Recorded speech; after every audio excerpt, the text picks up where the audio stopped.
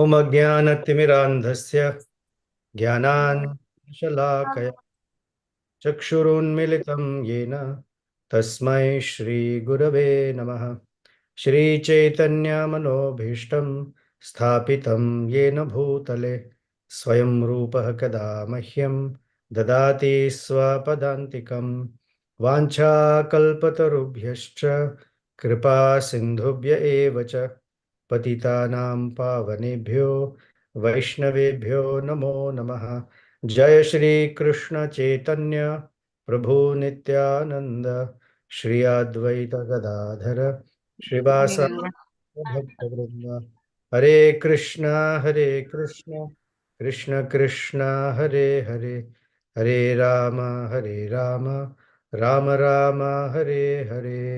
मनोजवं मारुततुल्यवेगं जितेन्द्रियं बुद्धिमतां वरिष्ठं वातात्मजं वानरयूथमुख्यं श्रीरामदूतं शिरसा नमामि। कूजन्तं राम रामेति मधुरं मधुराक्षरम् आरुह्य कविता शाखां वन्दे वाल्मीकिकोकिलाम्। आपदामपहर्तारं दातारं सर्वसम्पदां लोकाभिरामं श्रीरामं भूयो भूयो नमाम्यहम्।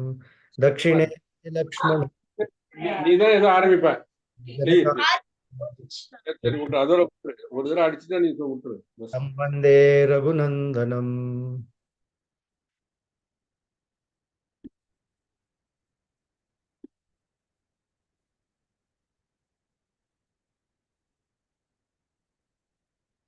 I cannot tell you how much I've missed being with all of you to discuss Ramayana. It's been what, almost 4 weeks. Oh my. And to make things more difficult, the pause came at a very crucial point when Hanumanji has just burnt Lanka. And we're all eager to know what happens next. He was concerned whether Sita Devi was burnt because his anger, as he thinks about it himself, his anger had such a devastating effect that the entire Lanka burnt down, and fire doesn't make a distinction that this is a friend, that's an enemy. It just consumes anything and everything that comes its way. And he was concerned whether Sita Devi also had perished in that fire. Then what is he going to tell Ramachandra? What face will he show Sugriva and Lakshmana, who are all eagerly waiting to see a small smile on Ramachandra's face?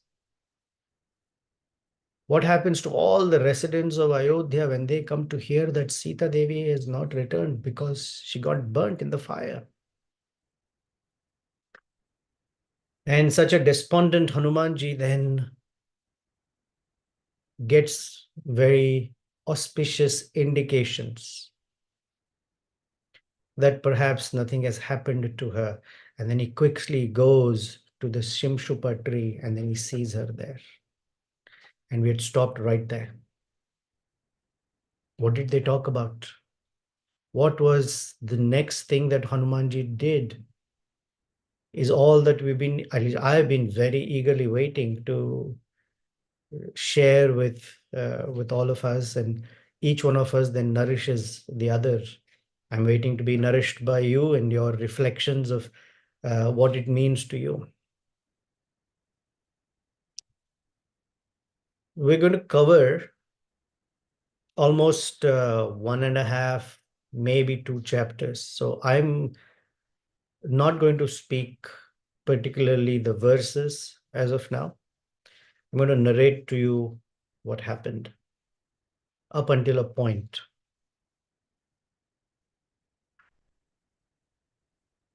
When Hanumanji saw Sita Devi sitting under the Simshupa tree,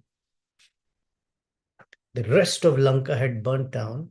The entire Ashoka Vana, the little garden or forest, was completely destroyed by Hanumanji because he fought with all the warriors.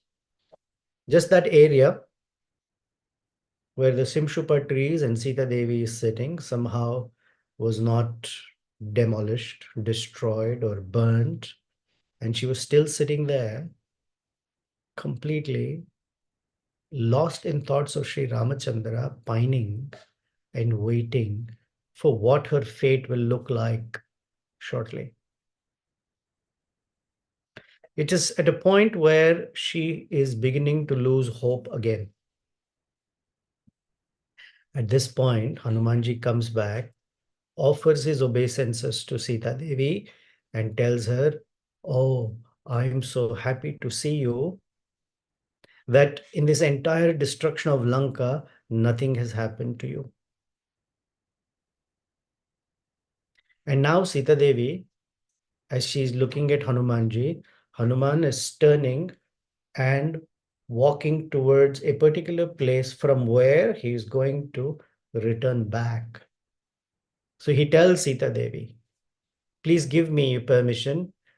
I offer my respects to you, and I'm quickly going to go back to Sri Ramachandra, Lakshmana, Sugriva, and all the monkeys and bears who are waiting for you to give them the news about you so that they may plan on coming here."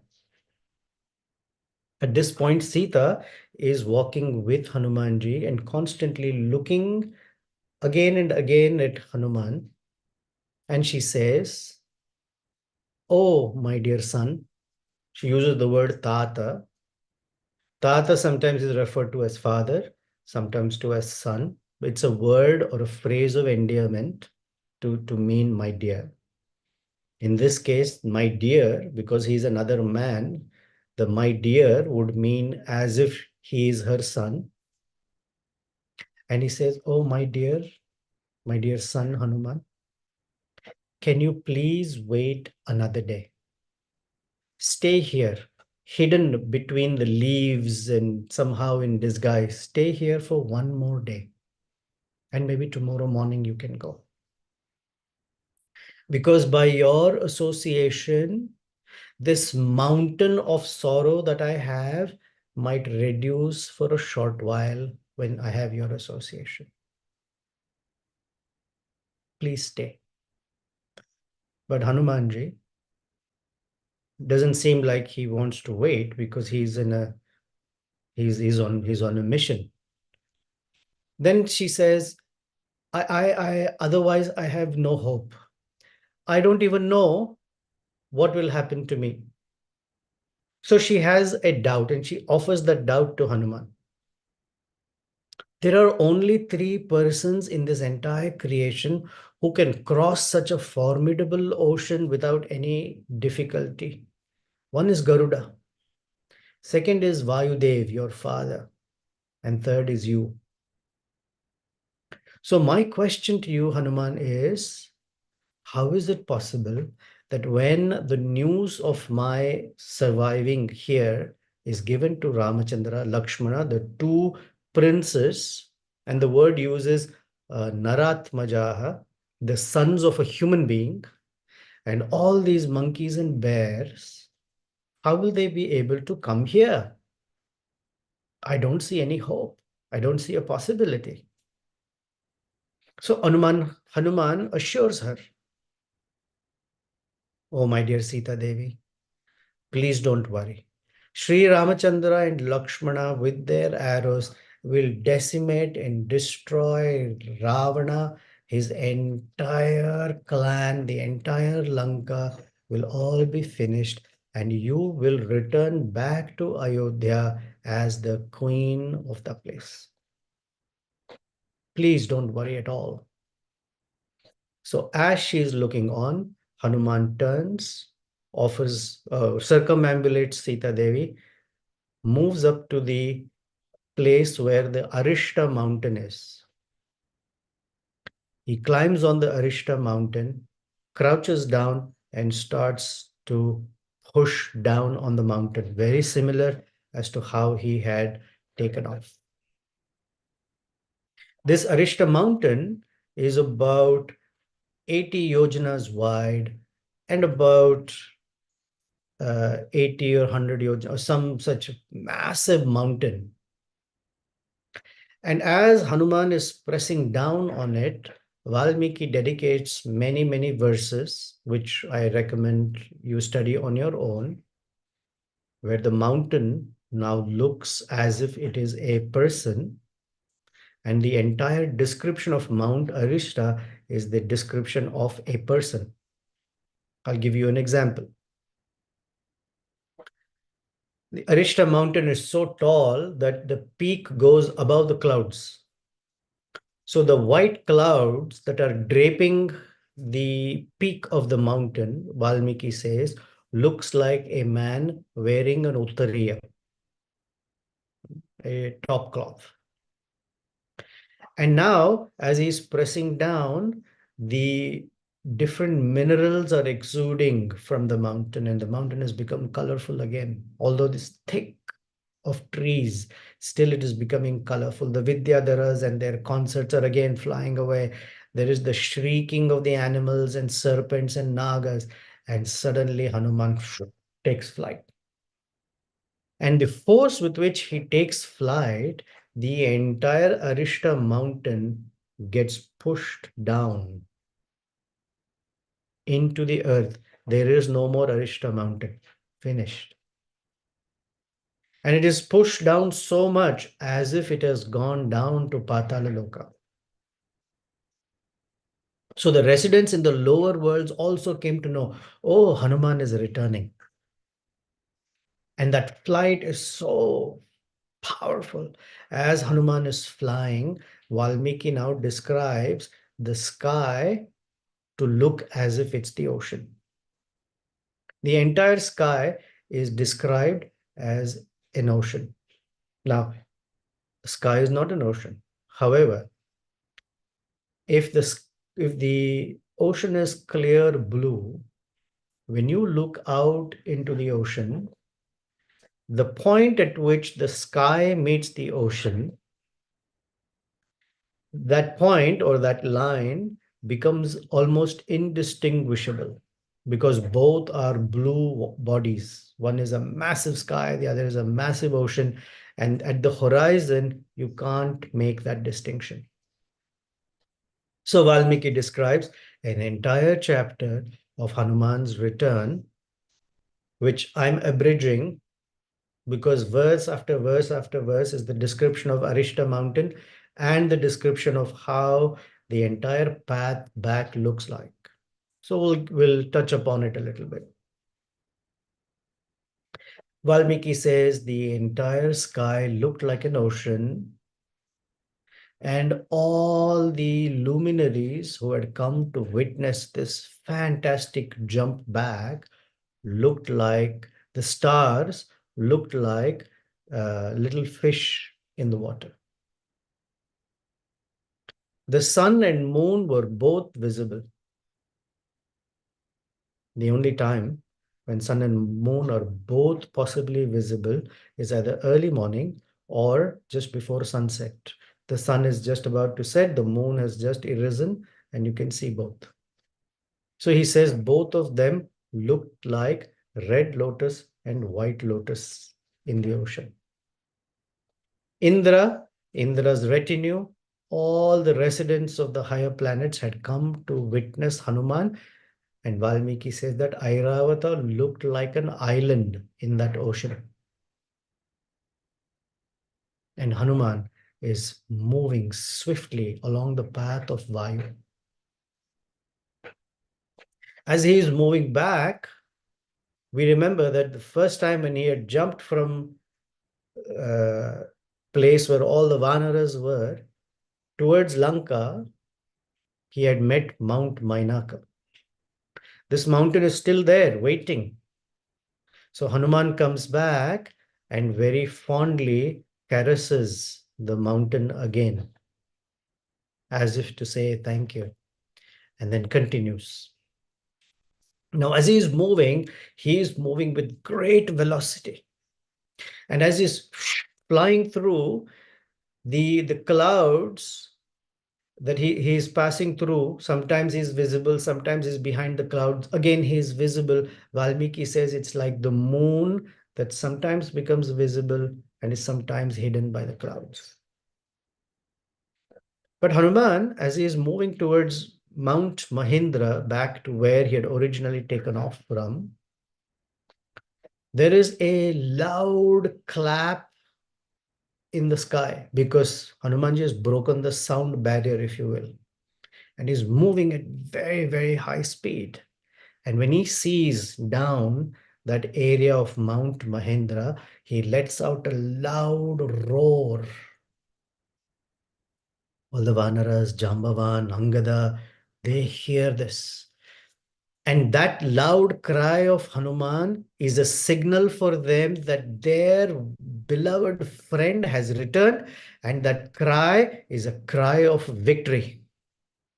So the monkeys become so excited that they are jumping up and down, and they're in different areas of that Mount Mahindra. They all come running and they start waving their hands to show Hanuman, we're here. This is the place to land. We're here. We're here.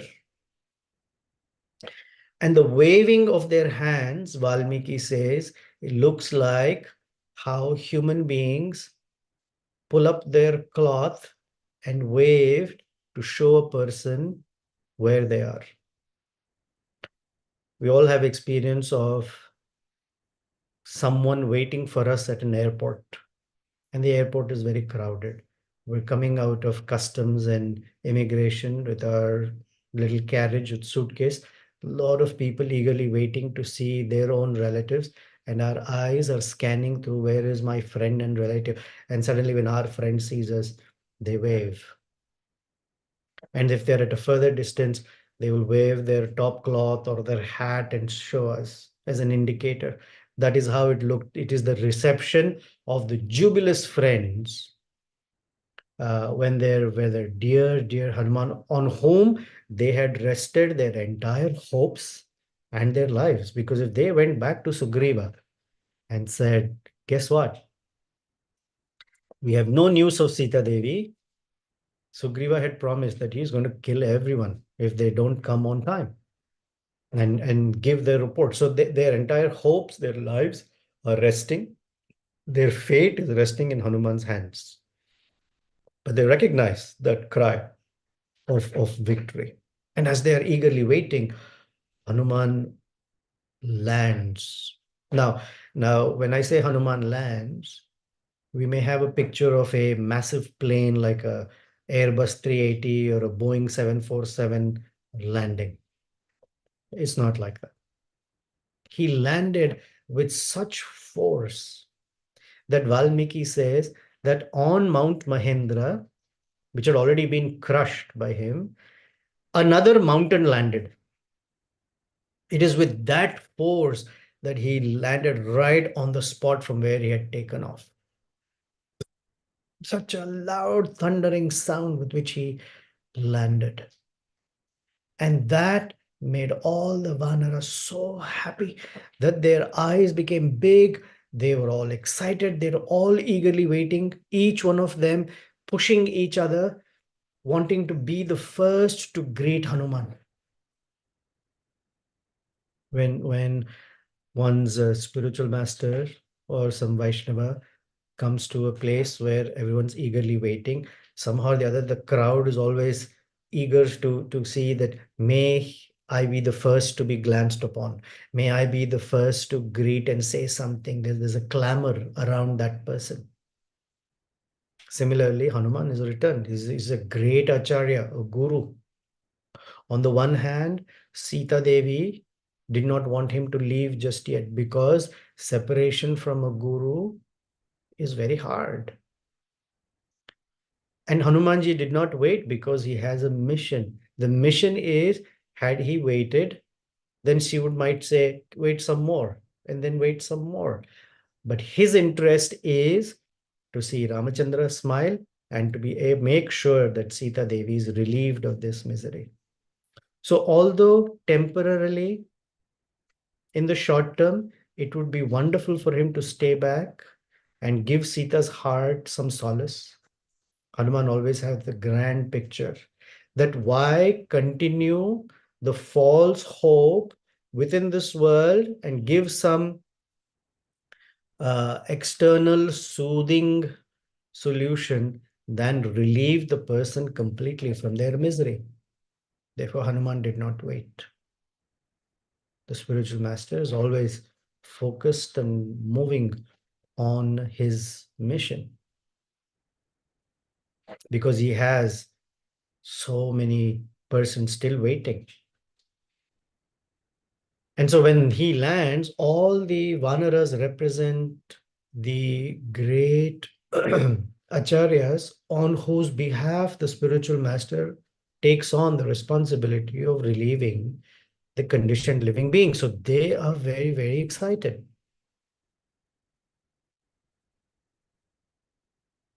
And Hanuman, as soon as he lands, he's not arrogant that I am Hanuman, I went to Lanka, I saw Sita. No.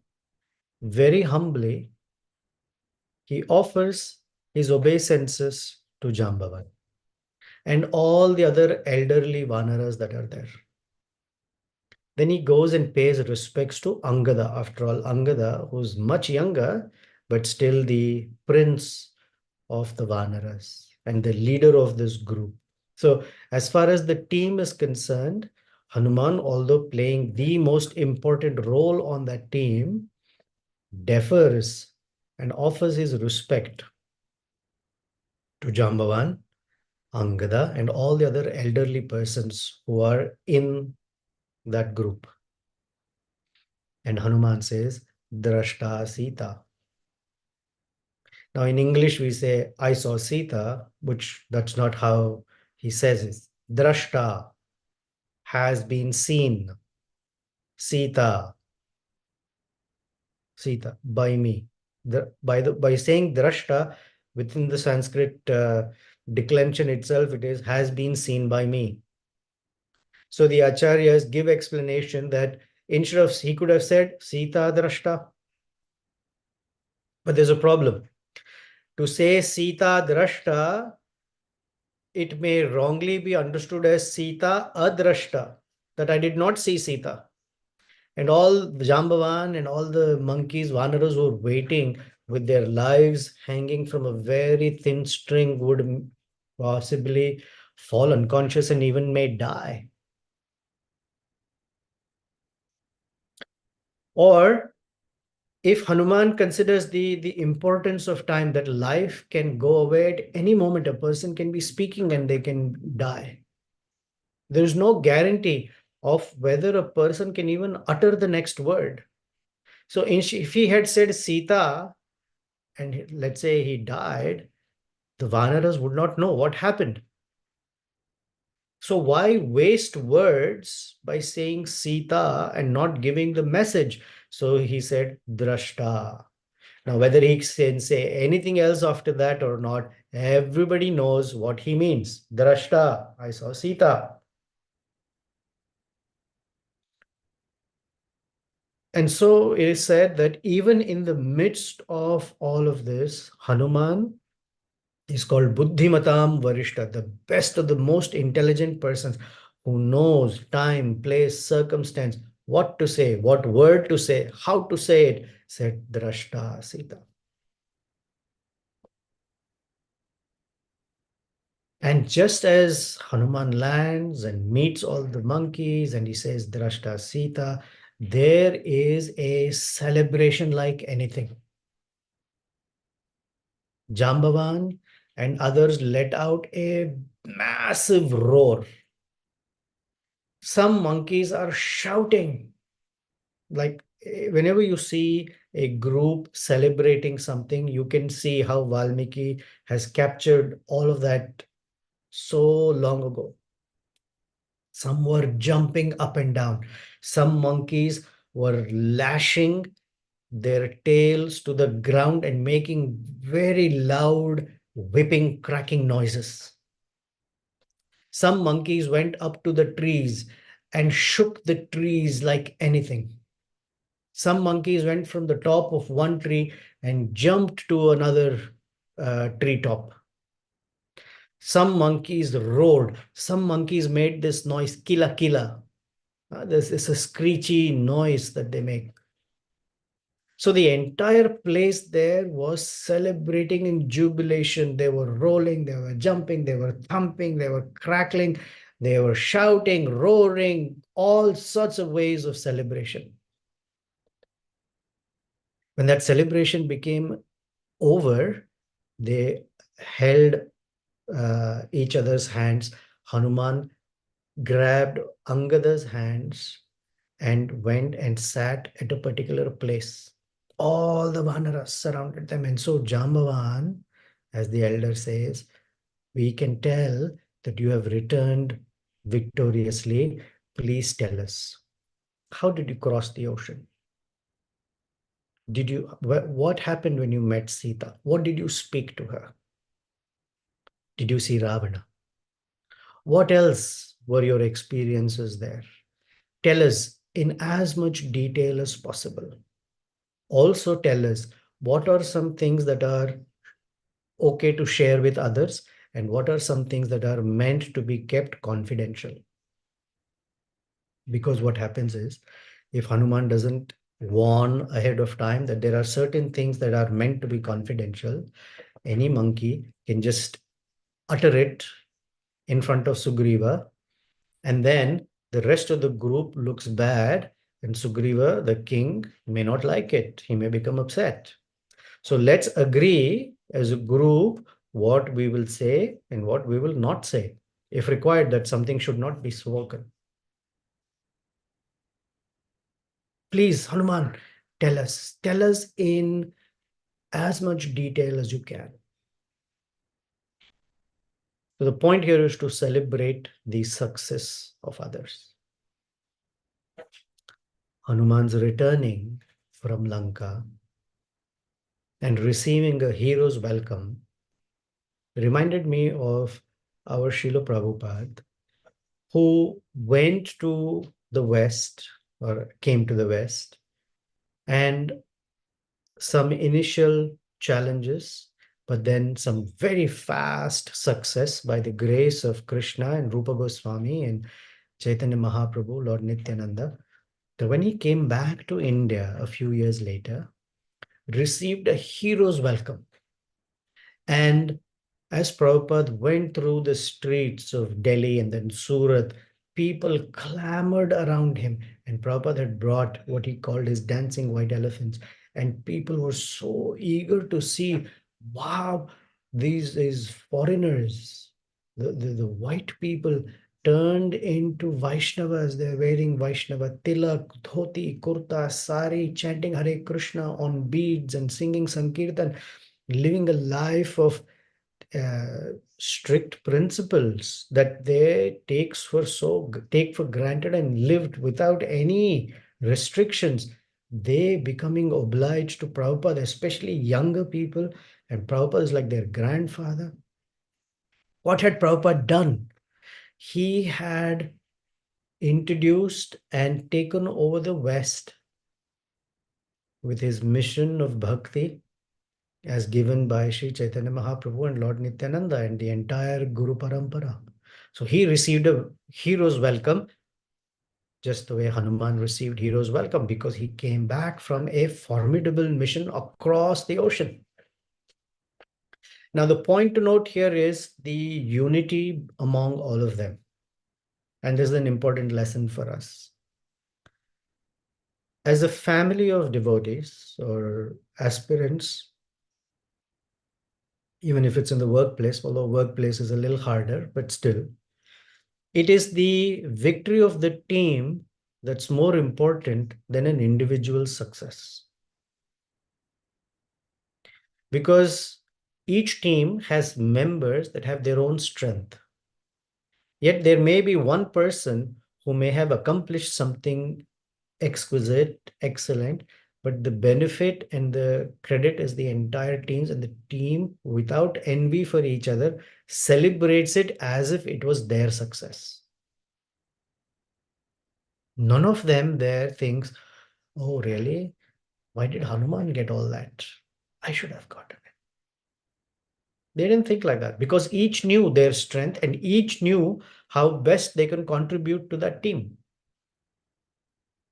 So when Hanuman returned, They all celebrated. Among the community of Vaishnavas, it is important to celebrate when some brother or sister has accomplished something that perhaps we may not be able to, but there is great joy and celebration that they have done something for the grander family of Vaishnavas. Because one Vaishnava's success is the entire success of the family. There's no envy. Ideally, there shouldn't be envy. There shouldn't be that kind of competition. When one celebrates the other person's victory, then there is a great joy in the heart. And that joy, Krishna or Sri Ramachandra notices very clearly and rewards it. And rewards it with more purer happiness. Generally, a person in this world becomes happy by the what we say material happiness, the happiness that comes from out there, from things, or from anything that stokes the ego very well. Praise, appreciation. Not that these are not important, they are, but they are not the only important things. But more important is that when someone else has been successful, how much joy do we have in their success? That gives what we say Brahma Saukyam, a better grade of happiness. And if it's a devotee and we see that they have accomplished some service for Krishna, then that happiness is of the highest grade.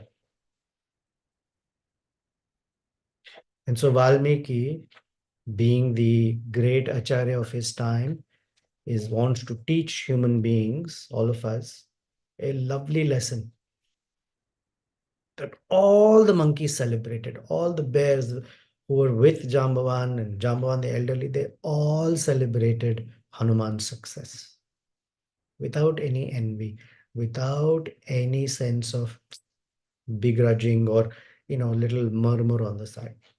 Nothing. Because it's their mission. They were all there. So Hanuman then narrates the story, which I'm going to say quickly because we've heard the details. What I would like all of us to do, if you have the time, is to go read the chapter where Hanuman is narrating the story, and you'll find the way Valmiki narrated earlier and how Hanuman gives certain details don't match. And they don't match not because Valmiki made some error, because he's the one writing it anyway. Valmiki, in one sense, gives us a little gloss, but Hanuman, when he's speaking to his friends, gets into more details, especially the interaction with Mainaka. Because when a hero returns home and others want to hear the details of their travels, you don't give just a glossary description. Suppose somebody went to, let's say they went to Brindavan and came back. And you ask them, how was your Brindavan trip? If they say, yeah, we went to Brindavan, we visited some temples and came back. Really? Come on, give some details. And so they may say, oh, I saw this tree where Radhe was written so beautifully. The dust of Vrindavan was soft. The morning sun was very, and the one side was cold, but it was like soothing. The birds, the parrots were cackling. The entire Brindavan was awake with the names of the holy name, with the sounds of the holy name. People like to describe and people like to hear the details. So Hanuman gives details. So he talks about Mainaka and Mainaka's history of how the mountains were punished by Indra and all their wings were cut off. Only Mainaka's ancestor was protected by Vayu and brought him into the ocean. Then he talks about Surasa, Nagamata, who says that I have been sent on behalf of the Devatas to test you, and to anyone who crosses here has to enter my mouth, and I'm going to eat you up. He talks about the competition with Surasa. As she's opening her mouth, the larger and larger he became, and then very tiny, the size of a thumb, entered her mouth and came back. She gave him his blessings, her blessings, that may you become successful on your mission. Then he meets Simhika, the Chayagrahi, the one who holds the shadow. Then he enters her mouth, splits her heart, and comes back. Then he meets Lankini. Then he searches through Lanka, sees every other place, doesn't find Sita, sees everything about Ravana, finds Sita under the Simshupa tree, has this conversation, but he does not tell what she has said yet, and gives all these details. And they are so happy. Now they all have to return back to where Rama, Lakshmana, Sugriva are eagerly waiting. It's been more than a month. No news from the group that went in the southerly direction. Everyone else has come back on time and reported that they haven't seen Sita Devi, except this one group. So, is there hope? Is there no hope? What news might they bring back? Were they in any difficulty? Did they meet any challenges, or even did someone die, or did something happen? Did they fight a Rakshasa? We have no idea. And so they're waiting. And the monkeys have to decide to go back and report this to Rama and Lakshmana. And the final point is, someone may ask, if Hanuman is in such a rush that he didn't wait an extra day to spend with Sita Devi and discuss Ram Katha, he seems to be in a hurry.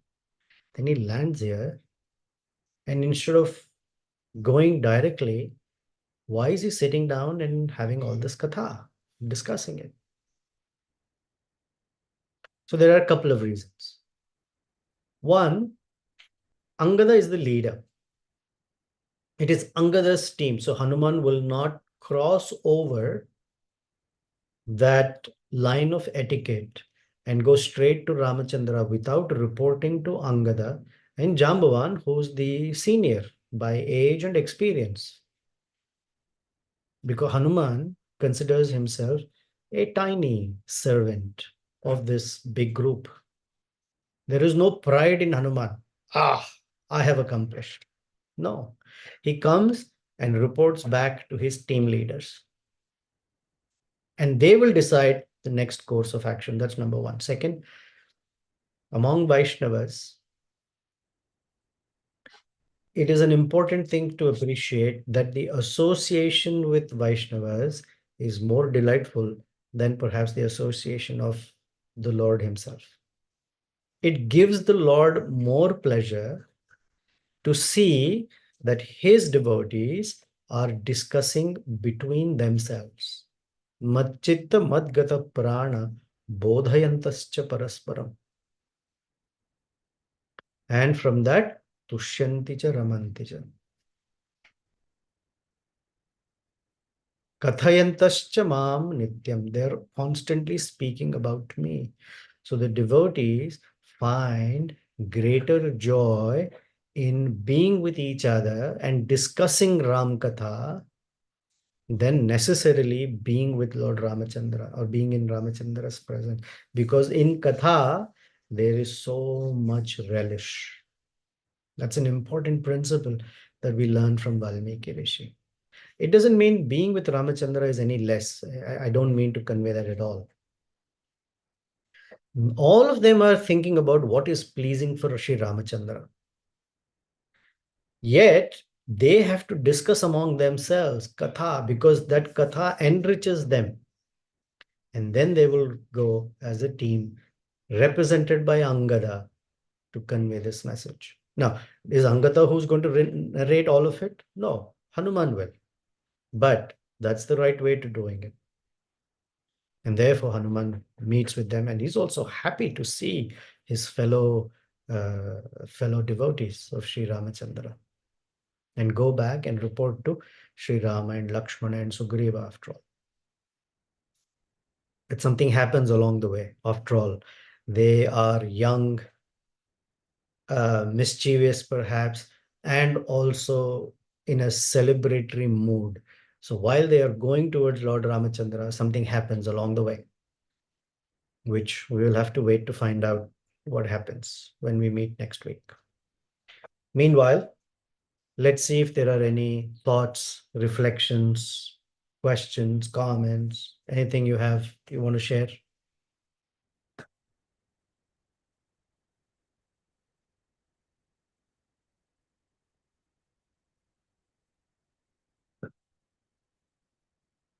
Anybody? Yeah, Dhira Lalita Prabhu, go ahead.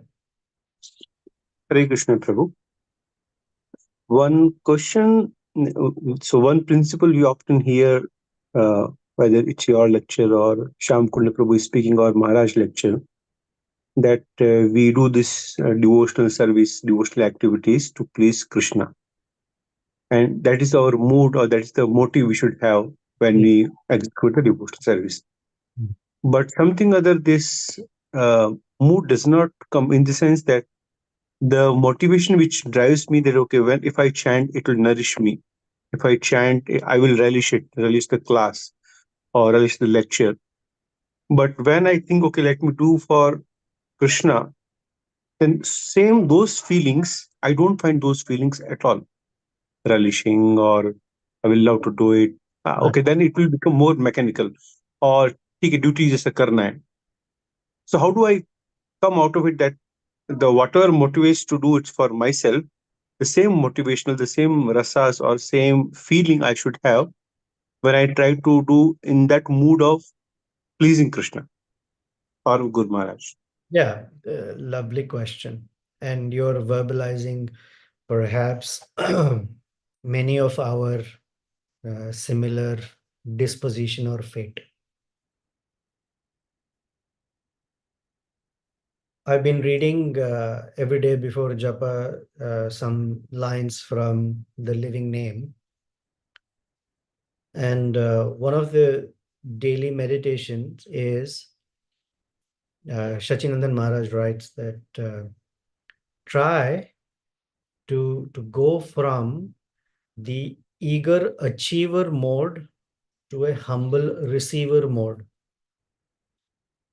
So that's number one. Second, love or service is about giving and less about taking.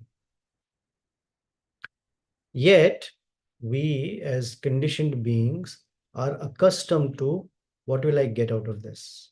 And there's nothing at this point, it's not like you can flip a switch and suddenly from tomorrow things will be different. It's not like that. But it's a process. It's called cultivation. We say anushilanam. And in that anushilanam, it's a deliberate thought of anukulyena Krishna. Krishna anukulyena. It is favorable for the master of our heart, or Rama anukulyena if you want, or whoever is the Lord of your heart.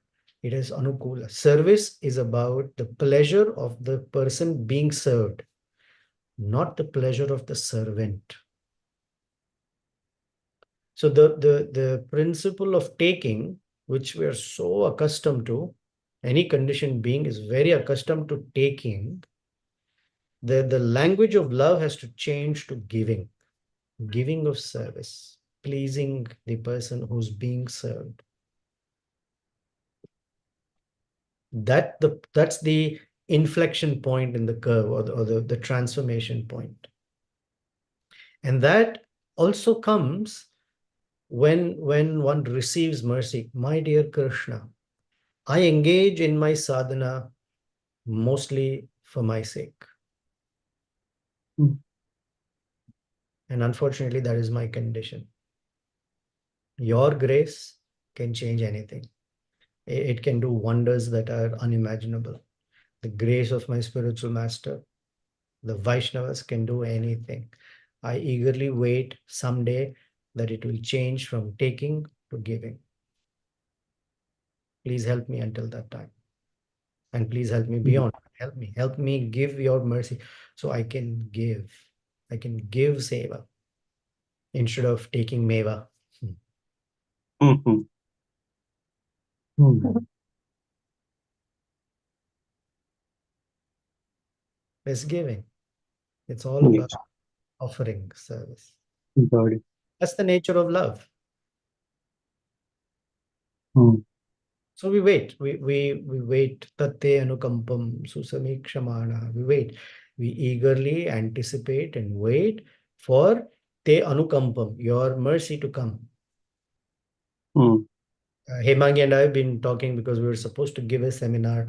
The entire seminar was based on effort and grace. The effort is to draw the grace, and the grace, then what do you do to receive that grace? So sadhana Mm. is an expression of uh, pointing to and receiving grace. It's not about accomplishing. It's nothing to do with accomplishing. Mm. A lot can be said, but I'm just giving a short answer. Yeah, yeah. Weekend Very, seminar, very nice concept. a weekend seminar. Yeah, sure. Thank you, Prabhu. It's You're very welcome. make a lot of sense. Thank you so much. Hare Krishna, Prabhuji. Hey, Nitya Gauranga, Hare Yeah, Krishna. Hare Krishna. Thank you, Prabhuji, for the wonderful class. Yes, wonderful sharing. So I have one question. Uh, like you mentioned that all the Vanaras were hanging on to the single string of their hope. I mean, so they knew that if they go without accomplishing this task of finding Sita, they wouldn't be spared, right? Yes. And when Hanuman, when they see Hanuman, they'll become so jubilant. So they are not envious that I have not done this task. Hanuman has done this task, right? But Yes. then is it the situation in which they were is like they would not be spared if this task was accomplished. So this Hanuman accomplishing the task has saved their life also, right? Yeah. So in this situation, yes, when somebody is in that situation and somebody has really saved their life, then definitely you will not have any enviousness towards the person who has saved your life and accomplished the task which you couldn't do. I'm not But in sure. the real life, I'm not sure. Even in real life, even if someone saved their life, it's not they become grateful for the rest of their life. Gratitude is very weak. I see. That's what my question was like in real life. Most of the Human situation. beings, you know that story. Human beings by nature are envious. Hmm, That at some point when selfishness steps in, they can forget. They can forget who saved their life. Why do people turn around and become envious of their own guru who saved them from eternally rotting birth after birth? It can happen. hmm, But their jubilation is not because their lives got saved. Their of course, when a person is alive, they have all opportunities for seva. Prabhupada says, Atmanam sarvato rakshayet. One should always try to preserve one's own life. hmm, Because if you have life, then you can offer service. If you are not alive, what will you offer? okay. While that is true, it's not like they're happy that, Jaan bach gaya. Thank God Hmm, Hanuman showed up. It's not there. They are celebrating that he is making this loud cry of victory, which means definitely he has seen Sita Devi. hmm, Gratitude understood. can wear away over time. It's not that it always stays. Some people, it is something to be cultivated to keep it that, oh, my life was saved by.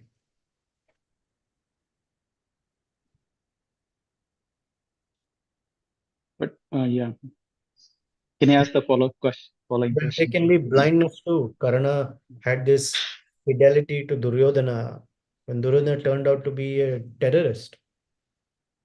That is blind. Hmm. That is blind. But yeah, what's your follow-up question?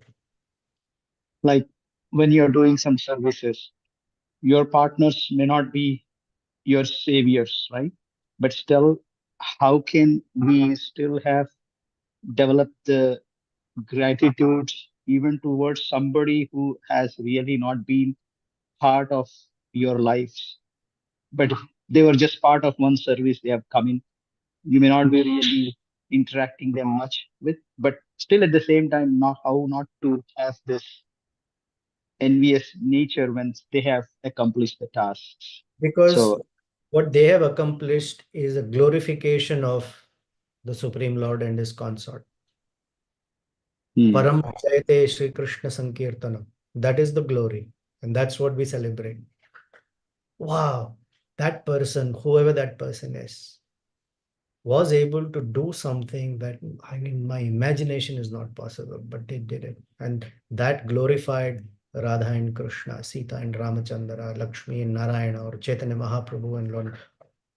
Wow, that's amazing what they have done. What they have done for the glory of the Lord. It's not about my service. I've hmm, done something by which the Lord is being glorified, and that is my joy. My joy is that the Lord was glorified.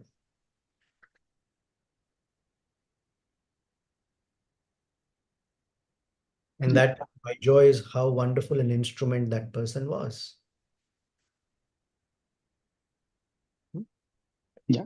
Thank you, The, Prabhu. the two uh, the two areas of influence don't have to even meet at all. Like my life will not have any change by someone else accomplishing something, but that's not the point about how my life is affected. The effect is how the Lord has been glorified. Don't we Hmm, feel happy when Hanuman has accomplished something? We do feel something, right? yeah, Yeah. We become inspired in service. We become, wow, what a service. Every time we see Hanumanji, amazing. What service. What mode of service. How thorough, how accurate, how refined, how sweet, delightful is Hanuman's seva. It gives us joy that Sita and Ramchandra were glorified and continue to be glorified.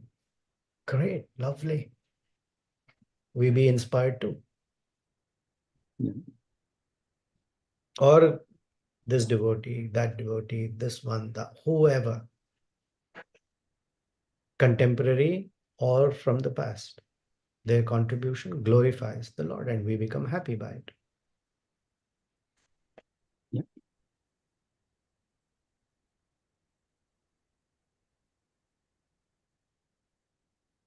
Anyone else? Yes, Shamakun. Hare Krishna, Prabhu. Thank you very much for another wonderful lecture. I just had some reflections Please. with what you said. When you were speaking about how the monkeys were celebrating the success of others, I honestly, I mean, and you brought up the point how we should, in general, celebrate the success of others. What I could go to is how, when with my own monkey-like nature, small things that I used to do, you used to celebrate the success. You were encouraging. And for me, it was, I had a live example of somebody who was celebrating my success, Hmm. whatever be the small or anything. And the level of non-enviousness that I had seen from you, I cherish that.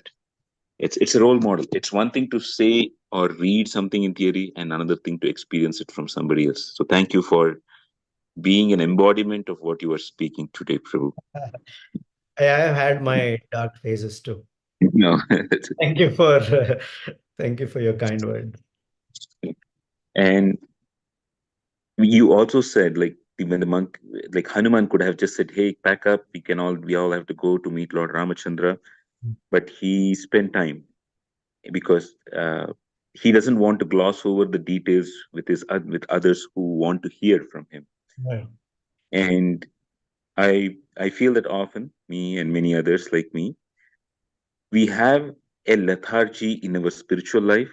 We have a lethargy, or maybe even call it apathy or a dispassion, sometimes sometimes it can be stoic, that we might be experiencing something great, but we put it down as something trivial, and as a result, we don't communicate it, or we don't relish it ourselves, and we don't even give it to others who are eagerly waiting to hear from us. Hey, how did that go? Just like the example that you quoted of when you went to Vrindavan, what happened?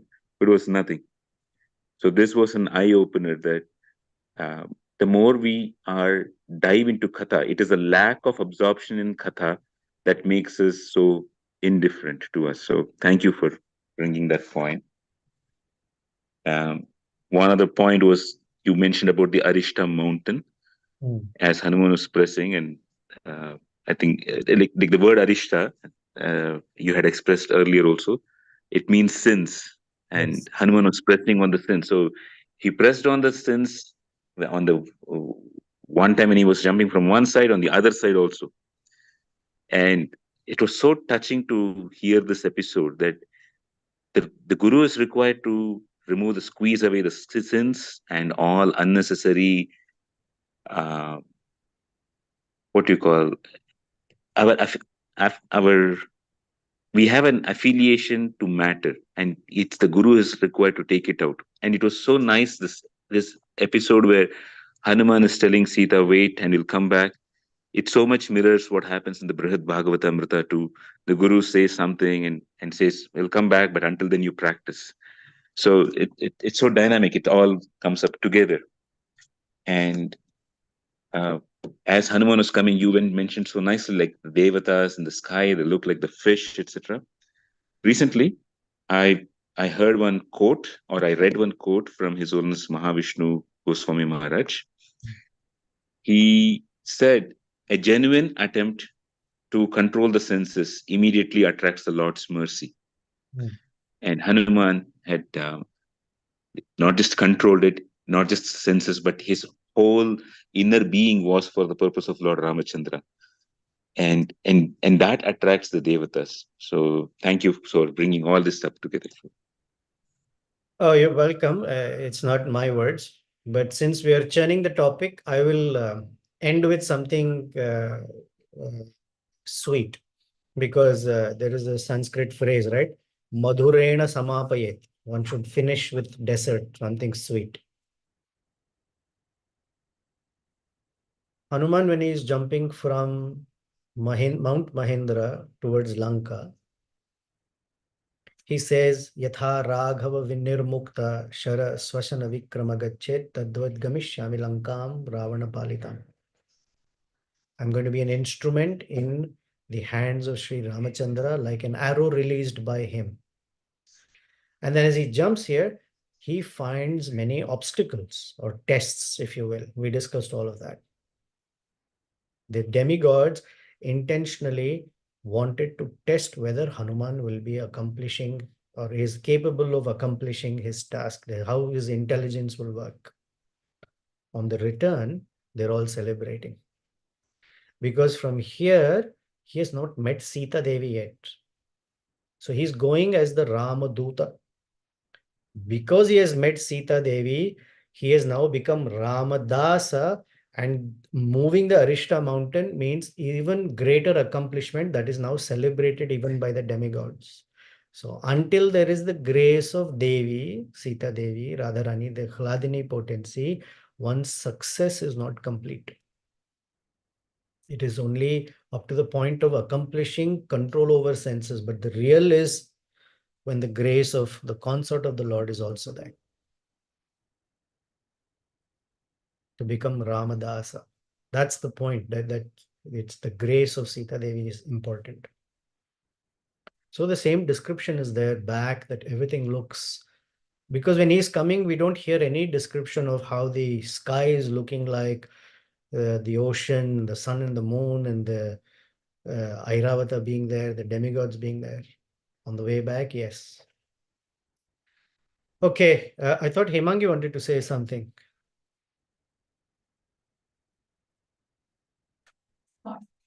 The Hemangi is the voice in the sky, the Akashvani, the invisible, but the voice is there.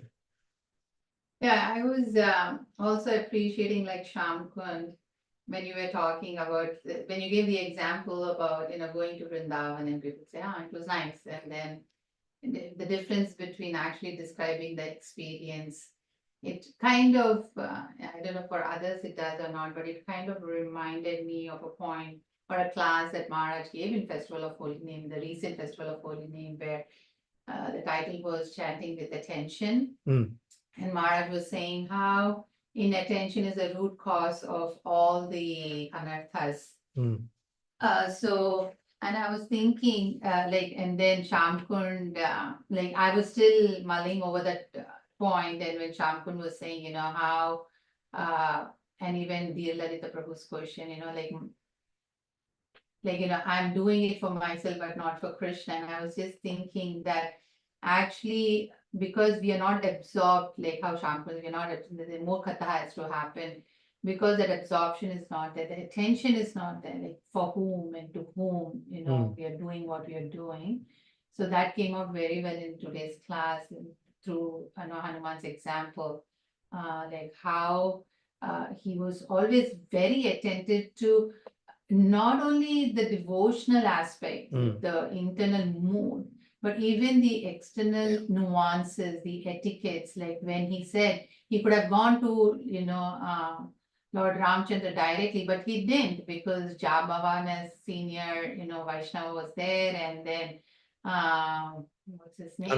Angada, the prince was there. The right etiquette is part of Angada's team. So following the etiquettes, like the small nuances that comes with the attention.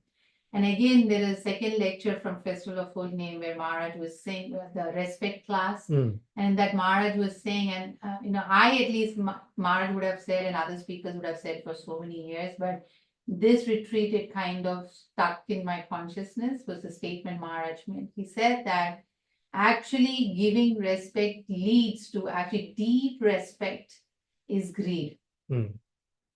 So that's why like Hanuman has that deep greed to serve Vaishnavas, because he has this respect until and unless that Maharaj was making the point that respect is not there in the constant cultivation of respect, that greed for bhakti, that greed for devotional life will not develop.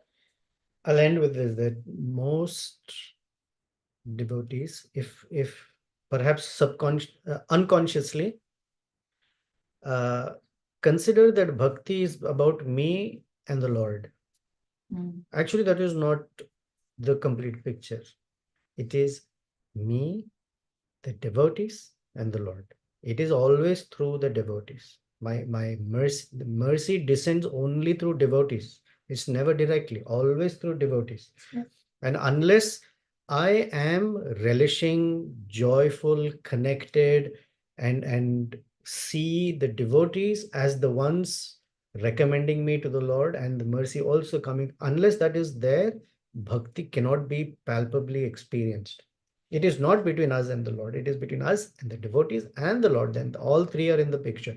Therefore, it is servant of the servant. And therefore, Hanuman went, spent time with Jambavan and others. Can I say something? Yeah, you're we're 5 minutes over time. No one's going to say anything to him. To that point that you were saying of the devotee recently, after I finished my japa last week, I was just meditating on Nama Prabhu. And I was thinking that every form, like Prabhupada always said, Krishna is never alone. You see a picture of Krishna, Prabhupada said, you'll never see him alone. Either he's with his associates or he's with a cow, or he's always with his devotees. So then I was thinking, but as his form as a holy name, we say Nama Prabhu, then it struck to me, actually holy name also, he is with his associate because Hare is there and Ram is there, and without Hare and Ram, the Chit Shakti and the Haladni Shakti of the Lord, it's not possible to chant the holy name. Yeah, so absolutely. Even in the holy name, the Lord is not actually alone. He is with his associate. Okay. Thank you very much.